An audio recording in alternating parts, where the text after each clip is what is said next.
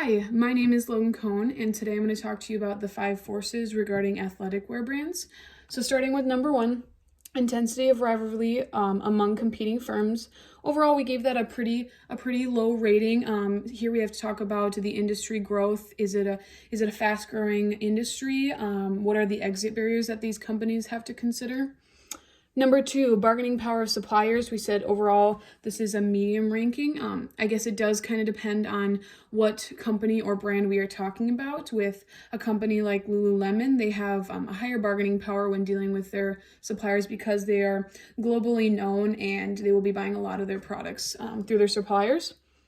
3, bargaining power of buyers. We gave that a medium ranking. And then the threat of new entrances we said was very high in regards to there's not a lot of startup costs that can go into creating your own athletic wear brands. And a lot of companies are now just staying on the internet selling their products, so not a lot of in-store locations, so startup costs is maybe lower. 5, threat of substitutes we said was high. You do have your well-known brands, but there are a lot of up-and-coming brands that are getting a little more well-known, and so customers are trying out new products and are able to deal with the switching costs because there isn't a lot there.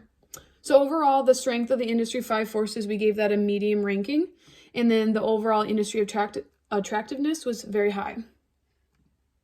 So then here, the why behind why we ranked these 5 forces like we did. So number 1, rivalry among competing firms. So the lack of differentiation here played a key factor, and then the low switching costs.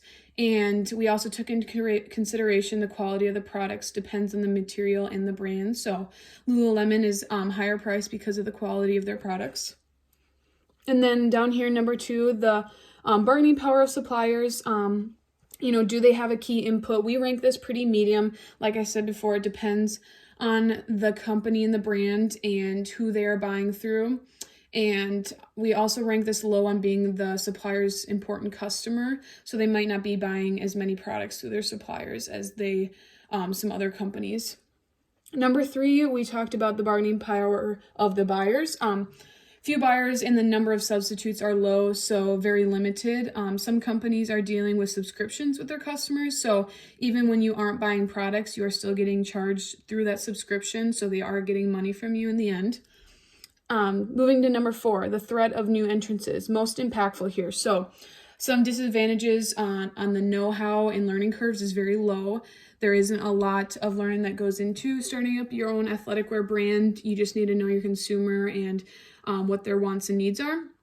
And then the threat of substitutes. Users become more comfortable with their substitutes. So there are the well-known loyal customers, but people are willing to try the new products that are up and coming, and the switching cost is very low. You don't have to go in store a lot of times, dealing with the internet and ordering through online. Shipping costs is taken into consideration, but usually it isn't too much. So these are the why behind our analysis with dealing athletic brands.